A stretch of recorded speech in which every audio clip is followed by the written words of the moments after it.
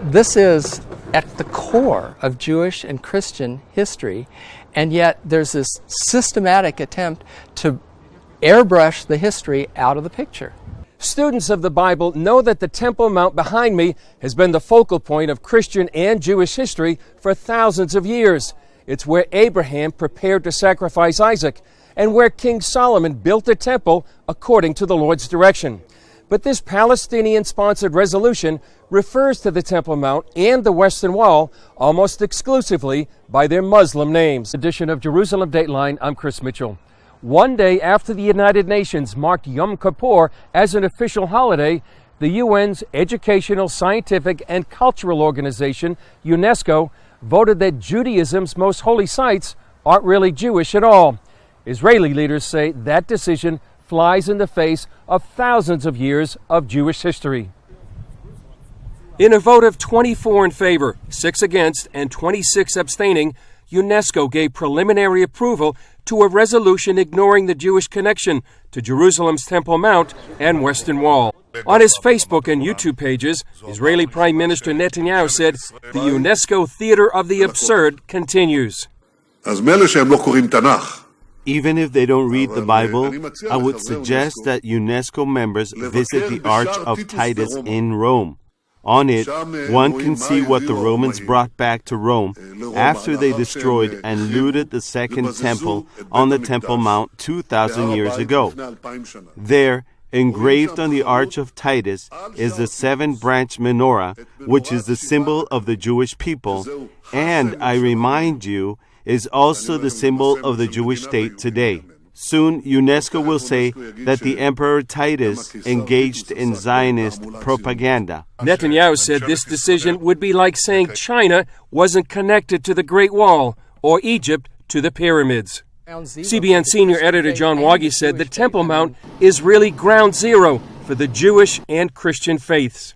It's also the place where David was made king of Jerusalem, of Israel, and where Jesus overturned the money changers' booths at the temple, and also where Satan tempted Jesus.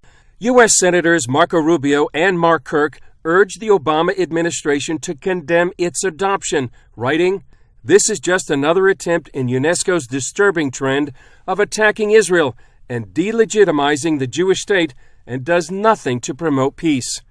The spokesman for the Palestinian presidency said the U.S. should review its policies toward Israel, and Israel should recognize a Palestinian state with Eastern Jerusalem as its capital, with its Muslim and Christian holy sites.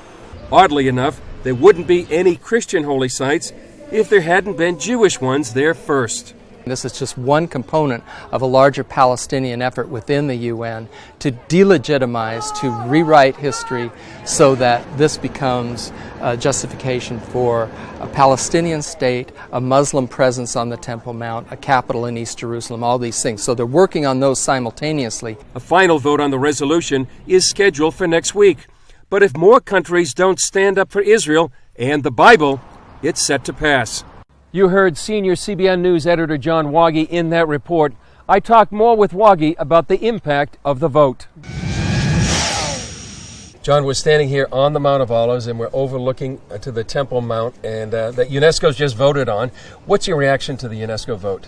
Well, really, Chris, it would be funny if it didn't involve so many nations and it didn't involve a serious issue, which is the Jewish presence, the Jewish history on the Temple Mount. They've taken this effort within the UN to rewrite history, and nations are actually voting to go along with it by the dozens.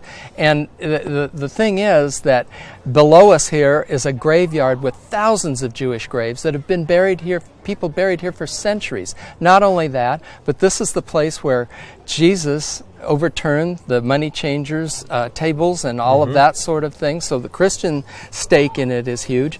And also where Satan brought Jesus when he was tempted in the wilderness. He brought him to the pinnacle of the temple and told him to throw himself off so the angels could protect him. I mean, these are core events, God versus Satan events in the history of the Jews, of the Christians, of our faith. It's at the core, and now they're saying they want to change all the names to Muslim names and make this a heritage site that's exclusively pretty much belonging to Islam. That's just not going to wash, especially with Israel, and I think even with some of the nations that are too afraid to vote for it, and so or they abstain. But it's a real problem. But it's also part of a larger effort, Chris. Yeah, is this the motivation behind it, this vote? Yeah, this is a larger effort to delegitimize and rewrite the history so that Israel doesn't have a claim on eastern Jerusalem, or it doesn't have a claim on the Temple Mount area.